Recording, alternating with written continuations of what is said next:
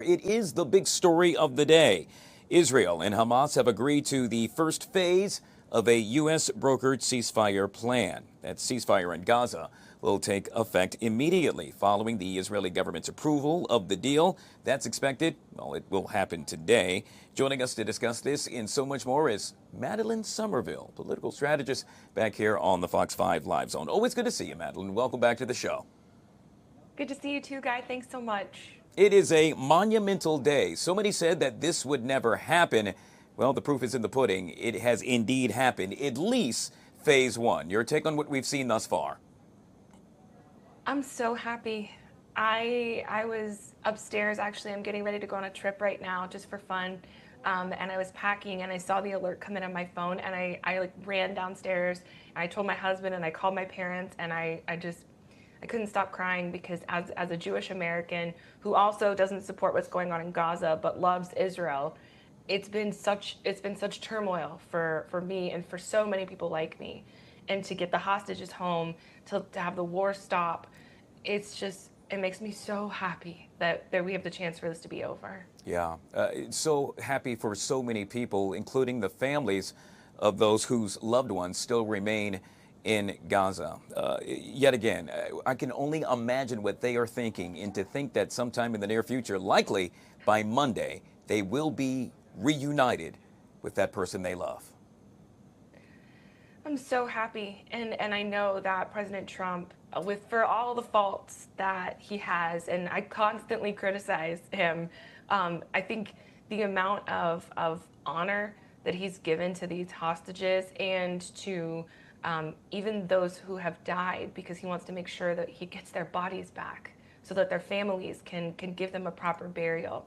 It's so sacred and so beautiful, and I know that he doesn't want killing on any side. Like that's something that I can for sure at least say for President Trump, is that I believe him when he says that he wants peace. I believe him when he says that he doesn't want killing for anyone. So I'm just so happy. We've all heard the phrase, cooler heads, things shall prevail. And you know what I'm getting to with regard to the phrase I'm making mention of or reference to. Certainly. In this case, I'm thinking about Hamas as well. According to their top officials, they decided to move in this direction. As they put it, they wanted the killing to stop. They wanted the starvation within Gaza to stop as well. And they wanted to prevent the removal of their people, stating finally, and I'll repeat finally, that they want to put the people first. That's yet to be seen if regard to this deal not actually going through, to which they say they will live up to it. Now there are many that are, well, speculating that President Trump will actually receive the Nobel Peace Prize. Your thoughts on that likely happening? So I think it's quite likely, actually. I hope it does, because it will prove that there's no bias if he does receive it. And whether his role was significant or not, he was certainly a big part of the talks. It was under his watch. And I think it'd be great. I hope he makes more peace. I hope he brings lots of warring countries together in his office, or at Camp David, as President Jimmy Carter did, who's my favorite president. Make more peace. Maybe it'll encourage it. I'm thrilled for it. Yeah, yet again, the president stating just minutes ago that under his administration, this is the 8th conflict or war, in essence, that his administration has actually settled. It will be quite interesting to see as to whether or not he does receive that Nobel Peace Prize. We'll move on very quickly, Madeline, and that is the other big story of the hour, which surrounds the government shutdown. It continues to loom over the heads of many, a number of furloughed workers based right here in the nation's capital, in the surrounding area, crying foul, stating that they, in essence, are being left behind while lawmakers battle it out. Your response? Sure. So, shake it off. Sorry, got emotional there.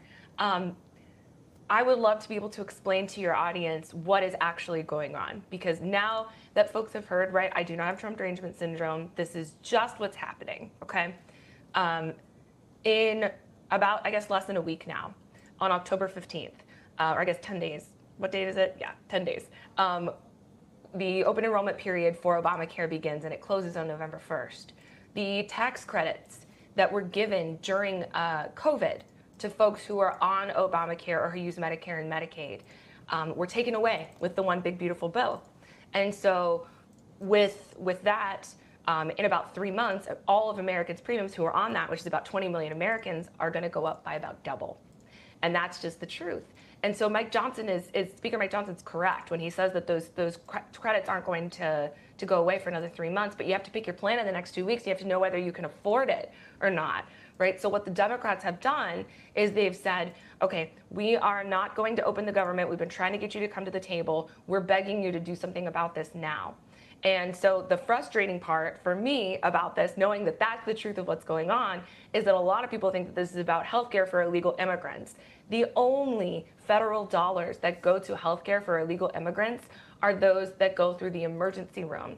And those dollars are not for if people use it as their primary care. It's only for if you have like a broken bone or if you're actually dying, like if there's actually emergency room care. And that actually accounts for less than 1%, about 0.5%, right? Less than 1% of the entire federal budget for healthcare.